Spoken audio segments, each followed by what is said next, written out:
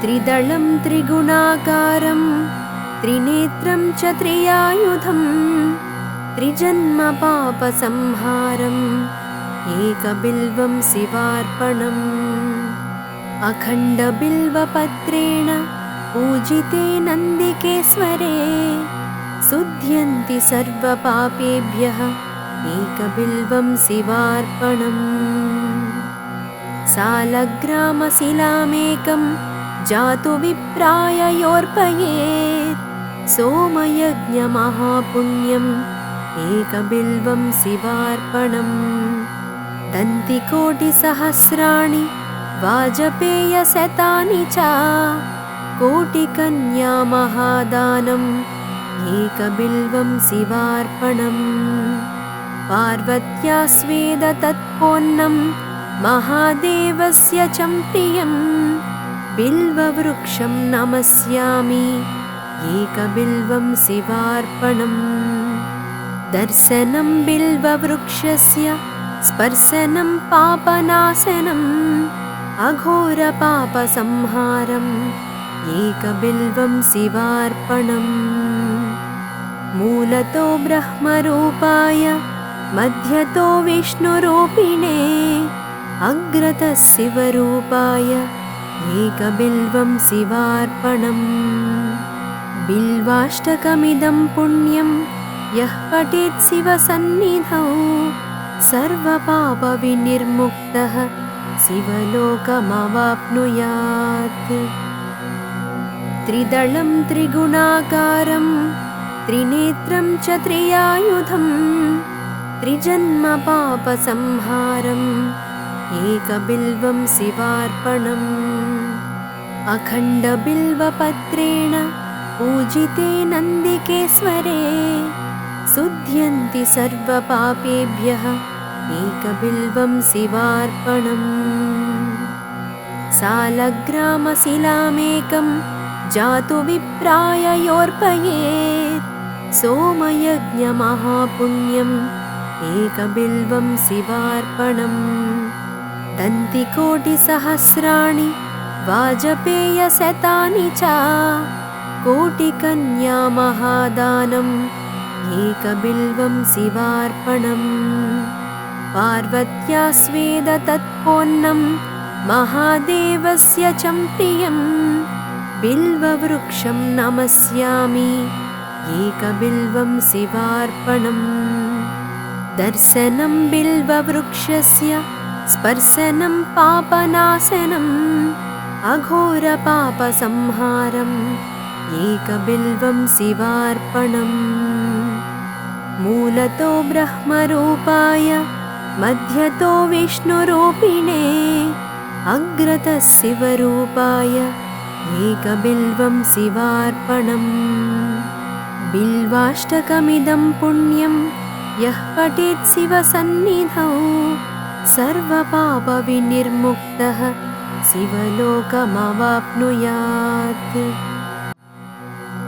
त्रिदलं त्रिगुणाकारं त्रिनेत्रं च त्रियायुधं त्रिजन्मपापसंहारम् एकबिल्वं शिवार्पणम्। अखण्डबिल्वपत्रेण पूजिते नन्दिकेश्वरे शुध्यन्ति सर्वपापेभ्यः एकबिल्वं शिवार्पणम्। सालग्रामशिलामेकं जातु विप्राय योऽर्पयेत् सोमयज्ञमहापुण्यम् एकबिल्वं शिवार्पणम्। दन्तिकोटिसहस्राणि वाजपेयशतानि च कोटिकन्या महादानम् एकबिल्वं शिवार्पणम्। पार्वत्या स्वेदतत्पोन्नं महादेवस्य च प्रियं बिल्ववृक्षं नमस्यामि एकबिल्वं शिवार्पणम्। दर्शनं बिल्ववृक्षस्य स्पर्शनं पापनाशनम् अघोरपापसंहारम् एकबिल्वं शिवार्पणम्। मूलतो ब्रह्मरूपाय मध्यतो विष्णुरूपिणे अग्रतः शिवरूपाय एकबिल्वं शिवार्पणम् बिल्वाष्टकमिदं पुण्यं यः पठेत् शिवसन्निधौ सर्वपापविनिर्मुक्तः शिवलोकमवाप्नुयात्। त्रिदलं त्रिगुणाकारं त्रिनेत्रं च त्रियायुधं त्रिजन्मपापसंहारम् एकबिल्वं शिवार्पणम् अखण्डबिल्वपत्रेण पूजिते नन्दिकेश्वरे शुध्यन्ति सर्वपापेभ्यः एकबिल्वं शिवार्पणम् सालग्रामशिलामेकं जातु विप्राय योऽर्पयेत् सोमयज्ञमहापुण्यम् एकबिल्वं शिवार्पणम् दन्तिकोटिसहस्राणि वाजपेयशतानि च कोटिकन्यामहादानम् एकबिल्वं शिवार्पणम् पार्वत्या स्वेदतत्पोन्नं महादेवस्य च प्रियं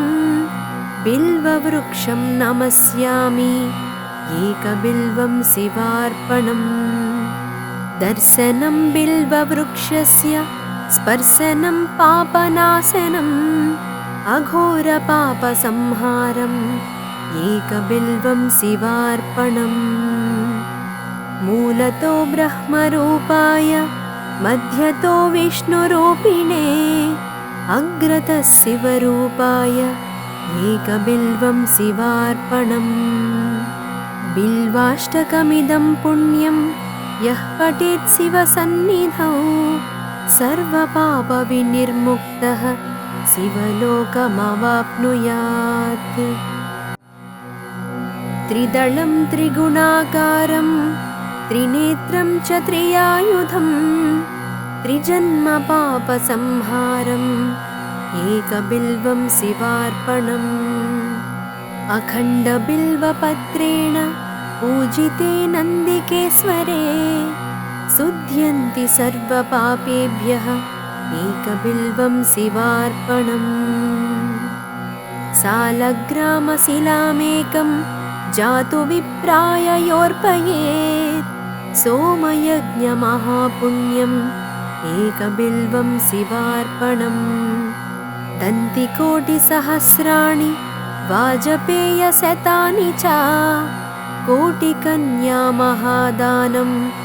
एकबिल्वं शिवार्पणम् पार्वत्या स्वेदतत्पोन्नं महादेवस्य च प्रियं बिल्ववृक्षं नमस्यामि एकबिल्वं शिवार्पणम् दर्शनं बिल्ववृक्षस्य स्पर्शनं पापनाशनम् अघोरपापसंहारम् एकबिल्वं शिवार्पणम् मूलतो ब्रह्मरूपाय मध्यतो विष्णुरूपिणे अग्रतः शिवरूपाय एकबिल्वं शिवार्पणम् बिल्वाष्टकमिदं पुण्यं यः पठेत् शिवसन्निधौ सर्वपापविनिर्मुक्तः शिवलोकमवाप्नुयात्। त्रिदलं त्रिगुणाकारं त्रिनेत्रं च त्रियायुधं त्रिजन्मपापसंहारम् एकबिल्वं शिवार्पणम् अखण्डबिल्वपत्रेण पूजिते नन्दिकेश्वरे शुध्यन्ति सर्वपापेभ्यः एकबिल्वं शिवार्पणम् सालग्रामशिलामेकं जातु विप्राय योऽर्पयेत् सोमयज्ञमहापुण्यम् एकबिल्वं शिवार्पणम् दन्तिकोटिसहस्राणि वाजपेयशतानि च कोटिकन्यामहादानम् एकबिल्वं शिवार्पणम् पार्वत्या स्वेदतत्पोन्नं महादेवस्य च प्रियं बिल्ववृक्षं नमस्यामि एकबिल्वं शिवार्पणम् दर्शनं बिल्ववृक्षस्य स्पर्शनं पापनाशनम् अघोरपापसंहारम् एकबिल्वं शिवार्पणम् मूलतो ब्रह्मरूपाय मध्यतो विष्णुरूपिणे अग्रतः शिवरूपाय एकबिल्वं शिवार्पणम् बिल्वाष्टकमिदं पुण्यं यः पठेत् शिवसन्निधौ सर्वपापविनिर्मुक्तः शिवलोकमवाप्नुयात्।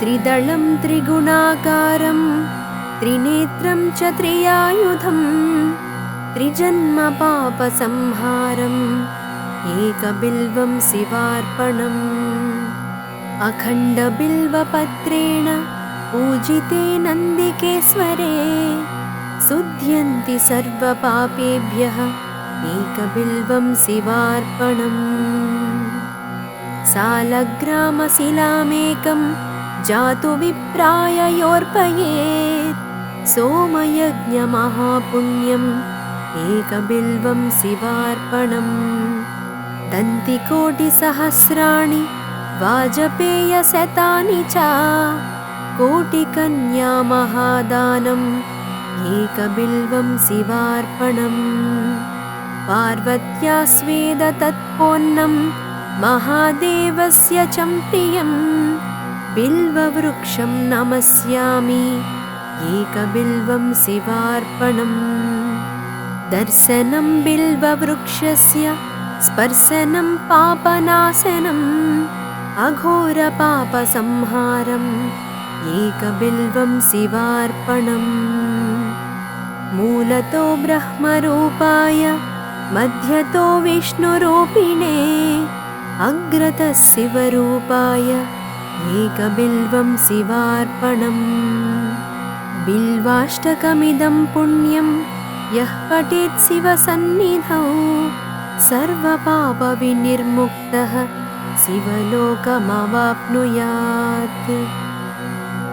त्रिदलं त्रिगुणाकारं त्रिनेत्रं च त्रियायुधं त्रिजन्मपापसंहारम् एकबिल्वं शिवार्पणम् अखण्डबिल्वपत्रेण पूजिते नन्दिकेश्वरे शुध्यन्ति सर्वपापेभ्यः एकबिल्वं शिवार्पणम् सालग्रामशिलामेकं जातु विप्राय योर्पयेत् सोमयज्ञमहापुण्यम् एकबिल्वं शिवार्पणम् दन्तिकोटिसहस्राणि वाजपेयशतानि च कोटिकन्यामहादानम् एकबिल्वं शिवार्पणम् पार्वत्या स्वेदतत्पोन्नं महादेवस्य च प्रियं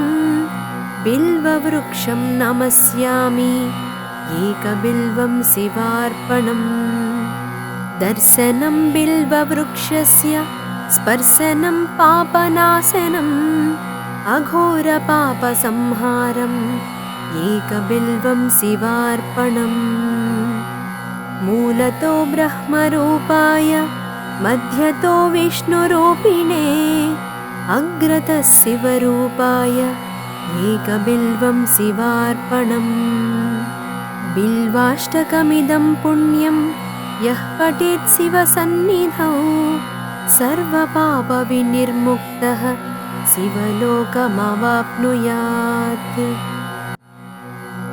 त्रिदलं त्रिगुणाकारं त्रिनेत्रं च त्रियायुधं त्रिजन्मपापसंहारम् एकबिल्वं शिवार्पणम् अखण्डबिल्वपत्रेण पूजिते नन्दिकेश्वरे शुध्यन्ति सर्वपापेभ्यः एकबिल्वं शिवार्पणम् सालग्रामशिलामेकं जातु विप्राय योर्पयेत् सोमयज्ञमहापुण्यम् एकबिल्वं शिवार्पणम् दन्तिकोटिसहस्राणि वाजपेयशतानि च कोटिकन्यामहादानम् एकबिल्वं शिवार्पणम् पार्वत्या स्वेदतत्पोन्नं महादेवस्य च प्रियम् बिल्ववृक्षं नमस्यामि एकबिल्वं शिवार्पणम् दर्शनं बिल्ववृक्षस्य स्पर्शनं पापनाशनम् अघोरपापसंहारम् एकबिल्वं शिवार्पणम् मूलतो ब्रह्मरूपाय मध्यतो विष्णुरूपिणे अग्रतः शिवरूपाय एकबिल्वं शिवार्पणम् बिल्वाष्टकमिदं पुण्यं यः पठेत् शिवसन्निधौ सर्वपापविनिर्मुक्तः शिवलोकमवाप्नुयात् त्रिदलं त्रिगुणाकारं त्रिनेत्रं च त्रियायुधं त्रिजन्मपापसंहारम् एकबिल्वं शिवार्पणम् अखण्डबिल्वपत्रेण पूजिते नन्दिकेश्वरे शुध्यन्ति सर्वपापेभ्यः एकबिल्वं शिवार्पणम् सालग्रामशिलामेकं जातु विप्राय योऽर्पयेत् सोमयज्ञमहापुण्यम् एकबिल्वं शिवार्पणम् दन्तिकोटिसहस्राणि वाजपेयशतानि च कोटिकन्यामहादानम् एकबिल्वं शिवार्पणम् पार्वत्या स्वेदतत्पोन्नं महादेवस्य च प्रियम् बिल्ववृक्षं नमस्यामि एकबिल्वं शिवार्पणम् दर्शनं बिल्ववृक्षस्य स्पर्शनं पापनाशनम् अघोरपापसंहारम् एकबिल्वं शिवार्पणम् मूलतो ब्रह्मरूपाय मध्यतो विष्णुरूपिणे अग्रतः शिवरूपाय एकबिल्वं शिवार्पणम् बिल्वाष्टकमिदं पुण्यं यः पठेत् शिवसन्निधौ सर्वपापविनिर्मुक्तः शिवलोकमवाप्नुयात् त्रिदलं त्रिगुणाकारं त्रिनेत्रं च त्रियायुधं त्रिजन्मपापसंहारम् एकबिल्वं शिवार्पणम् अखण्डबिल्वपत्रेण पूजिते नन्दिकेश्वरे शुध्यन्ति सर्वपापेभ्यः एकबिल्वं शिवार्पणम् सालग्रामशिलामेकं जातु विप्राय योऽर्पयेत् सोमयज्ञमहापुण्यम् एकबिल्वं शिवार्पणम् दन्तिकोटिसहस्राणि वाजपेयशतानि च कोटिकन्यामहादानम् एकबिल्वं शिवार्पणम् पार्वत्या स्वेदतत्पोन्नं महादेवस्य च प्रियम् बिल्ववृक्षं नमस्यामि एकबिल्वं शिवार्पणम् दर्शनं बिल्ववृक्षस्य स्पर्शनं पापनाशनम् अघोरपापसंहारम् एकबिल्वं शिवार्पणम् मूलतो ब्रह्मरूपाय मध्यतो विष्णुरूपिणे अग्रतः शिवरूपाय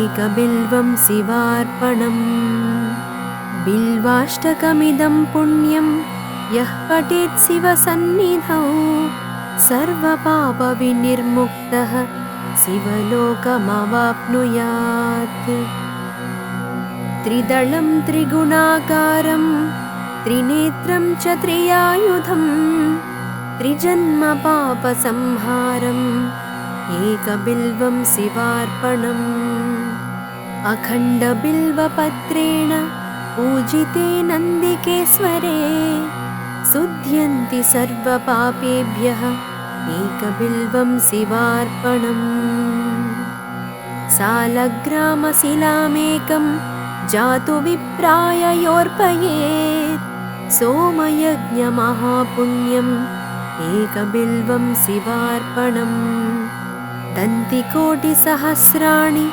वाजपेयशतानि च कोटिकन्यामहादानम् एकबिल्वं शिवार्पणम् पार्वत्या स्वेदतत्पोन्नं महादेवस्य च प्रियं बिल्ववृक्षं नमस्यामि एकबिल्वं शिवार्पणम् दर्शनं बिल्ववृक्षस्य स्पर्शनं पापनाशनम् अघोरपापसंहारम् एकबिल्वं शिवार्पणम् मूलतो ब्रह्मरूपाय मध्यतो विष्णुरूपिणे अग्रतः शिवरूपाय एकबिल्वं शिवार्पणम् बिल्वाष्टकमिदं पुण्यं यः पठेत् शिवसन्निधौ सर्वपापविनिर्मुक्तः शिवलोकमवाप्नुयात् त्रिदलं त्रिगुणाकारं त्रिनेत्रं च त्रियायुधं त्रिजन्मपापसंहारम् एकबिल्वं शिवार्पणम् अखण्डबिल्वपत्रेण पूजिते नन्दिकेश्वरे शुध्यन्ति सर्वपापेभ्यः एकबिल्वं शिवार्पणम् सालग्रामशिलामेकं जातु विप्राय योर्पयेत् सोमयज्ञमहापुण्यम् एकबिल्वं शिवार्पणम् दन्तिकोटिसहस्राणि वाजपेयशतानि च कोटिकन्यामहादानम् एकबिल्वं शिवार्पणम् पार्वत्या स्वेदतत्पोन्नं महादेवस्य च प्रियं बिल्ववृक्षं नमस्यामि एकबिल्वं शिवार्पणम् दर्शनं बिल्ववृक्षस्य स्पर्शनं पापनाशनम् अघोरपापसंहारम् एकबिल्वं शिवार्पणम् मूलतो ब्रह्मरूपाय मध्यतो विष्णुरूपिणे अग्रतः शिवरूपाय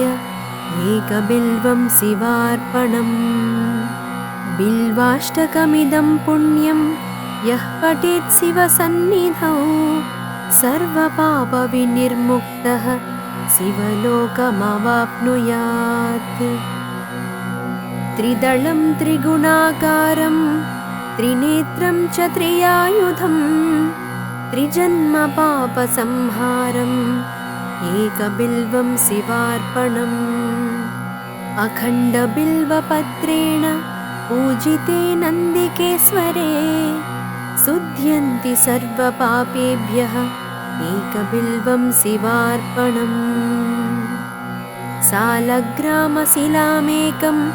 जातु विप्राय योर्पयेत् सोमयज्ञमहापुण्यम् एकबिल्वं शिवार्पणम् दन्तिकोटिसहस्राणि वाजपेयशतानि च कोटिकन्यामहादानम् एकबिल्वं शिवार्पणम् पार्वत्या स्वेदतत्पोन्नं महादेवस्य च प्रियं बिल्ववृक्षं नमस्यामि एकबिल्वं शिवार्पणम् दर्शनं बिल्ववृक्षस्य स्पर्शनं पापनाशनम् अघोरपापसंहारम् एकबिल्वं शिवार्पणम् मूलतो ब्रह्मरूपाय मध्यतो विष्णुरूपिणे अग्रतः शिवरूपाय एकबिल्वं शिवार्पणम् बिल्वाष्टकमिदं पुण्यं यः पठेत् शिवसन्निधौ सर्वपापविनिर्मुक्तः शिवलोकमवाप्नुयात् त्रिदलं त्रिगुणाकारं त्रिनेत्रं च त्रियायुधं त्रिजन्म पापसंहारम् एकबिल्वं शिवार्पणम् अखण्डबिल्वपत्रेण पूजिते नन्दिकेश्वरे शुध्यन्ति सर्वपापेभ्यः एकबिल्वं शिवार्पणम् सालग्रामशिलामेकं जातु विप्राय योर्पयेत् सोमयज्ञमहापुण्यम् एकबिल्वं शिवार्पणम् दन्तिकोटिसहस्राणि वाजपेयशतानि च कोटिकन्यामहादानम् एकबिल्वं शिवार्पणम् पार्वत्या स्वेदतत्पोन्नं महादेवस्य च प्रियं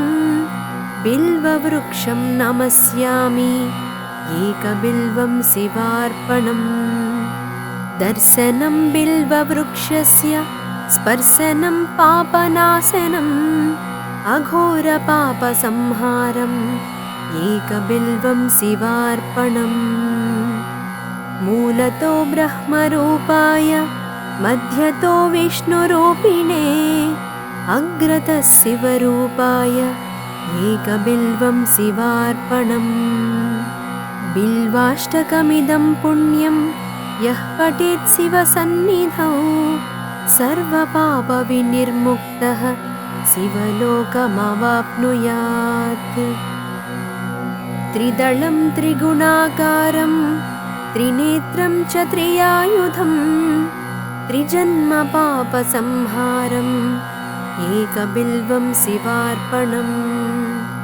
अखण्डबिल्वपत्रेण पूजिते नन्दिकेश्वरे शुध्यन्ति सर्वपापेभ्यः एकबिल्वं शिवार्पणम्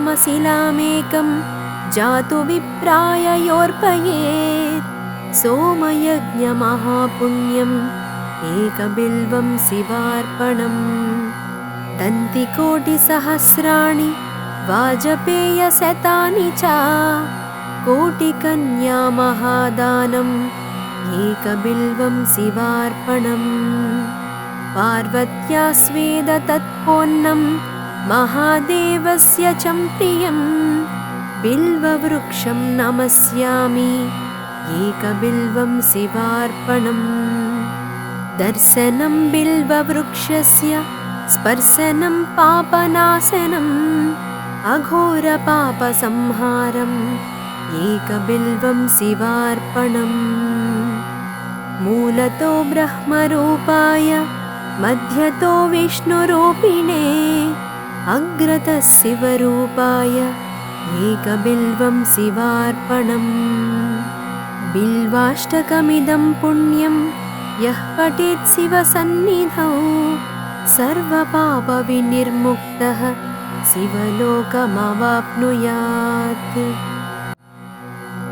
त्रिदलं त्रिगुणाकारं त्रिनेत्रं च त्रियायुधं त्रिजन्म पापसंहारम् एकबिल्वं शिवार्पणम् अखण्डबिल्वपत्रेण पूजिते नन्दिकेश्वरे शुध्यन्ति सर्वपापेभ्यः एकबिल्वं शिवार्पणम् सालग्रामशिलामेकं जातु विप्राय योर्पयेत् सोमयज्ञमहापुण्यम् एकबिल्वं शिवार्पणम् दन्तिकोटिसहस्राणि वाजपेयशतानि च कोटिकन्यामहादानम् एकबिल्वं शिवार्पणम् पार्वत्या स्वेदतत्पोन्नं महादेवस्य च प्रियं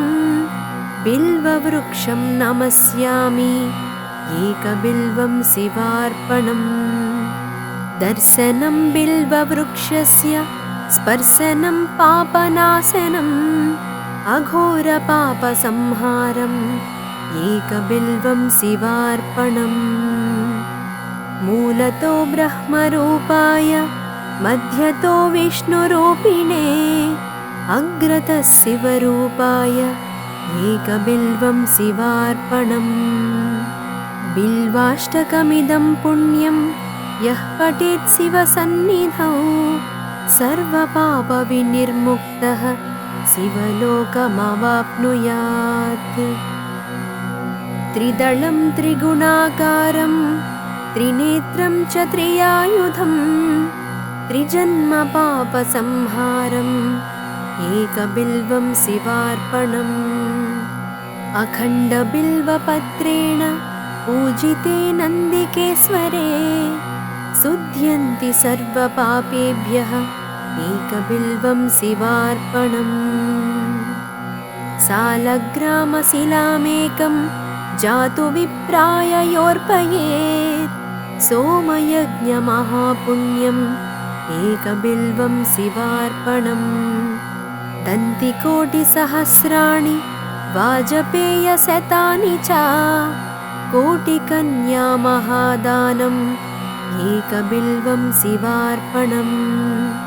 पार्वत्या स्वेदतत्पोन्नं महादेवस्य च प्रियं बिल्ववृक्षं नमस्यामि एकबिल्वं शिवार्पणम्। दर्शनं बिल्ववृक्षस्य स्पर्शनं पापनाशनम् अघोरपापसंहारम् एकबिल्वं शिवार्पणम्। मूलतो ब्रह्मरूपाय मध्यतो विष्णुरूपिणे अग्रतः शिवरूपाय एकबिल्वं शिवार्पणम्। बिल्वाष्टकमिदं पुण्यं यः पठेत् शिवसन्निधौ सर्वपापविनिर्मुक्तः शिवलोकमवाप्नुयात्। त्रिदलं त्रिगुणाकारं त्रिनेत्रं च त्रियायुधं त्रिजन्मपापसंहारम् एकबिल्वं शिवार्पणम्। अखण्डबिल्वपत्रेण पूजिते नन्दिकेश्वरे शुध्यन्ति सर्वपापेभ्यः एकबिल्वं शिवार्पणम्। सालग्रामशिलामेकं जातु विप्राय योऽर्पयेत् सोमयज्ञमहापुण्यम् एकबिल्वं शिवार्पणम्। दन्तिकोटिसहस्राणि वाजपेयशतानि च कोटिकन्यामहादानम् एकबिल्वं शिवार्पणम्। पार्वत्या स्वेदतत्पोन्नं महादेवस्य च प्रियं बिल्ववृक्षं नमस्यामि एकबिल्वं शिवार्पणम्। दर्शनं बिल्ववृक्षस्य स्पर्शनं पापनाशनम् अघोरपापसंहारम् एकबिल्वं शिवार्पणम्। मूलतो ब्रह्मरूपाय मध्यतो विष्णुरूपिणे अग्रतः शिवरूपाय एकबिल्वं शिवार्पणम्। बिल्वाष्टकमिदं पुण्यं यः पठेत् शिवसन्निधौ सर्वपापविनिर्मुक्तः शिवलोकमवाप्नुयात्। त्रिदलं त्रिगुणाकारं त्रिनेत्रं च त्रियायुधं त्रिजन्मपापसंहारम् एकबिल्वं शिवार्पणम्। अखण्डबिल्वपत्रेण पूजिते नन्दिकेश्वरे शुध्यन्ति सर्वपापेभ्यः एकबिल्वं शिवार्पणम्। सालग्रामशिलामेकं जातु विप्राय योऽर्पयेत् सोमयज्ञमहापुण्यम् एकबिल्वं शिवार्पणम्। दन्तिकोटिसहस्राणि वाजपेयशतानि च कोटिकन्यामहादानम् एकबिल्वं शिवार्पणम्। पार्वत्या स्वेदतत्पोन्नं महादेवस्य च प्रियं बिल्ववृक्षं नमस्यामि एकबिल्वं शिवार्पणम्। दर्शनं बिल्ववृक्षस्य स्पर्शनं पापनाशनम् अघोरपापसंहारम् एकबिल्वं शिवार्पणम् मूलतो ब्रह्मरूपाय मध्यतो विष्णुरूपिणे अग्रतः शिवरूपाय एकबिल्वं शिवार्पणम् बिल्वाष्टकमिदं पुण्यं यः पठेत् शिवसन्निधौ सर्वपापविनिर्मुक्तः शिवलोकमवाप्नुयात्।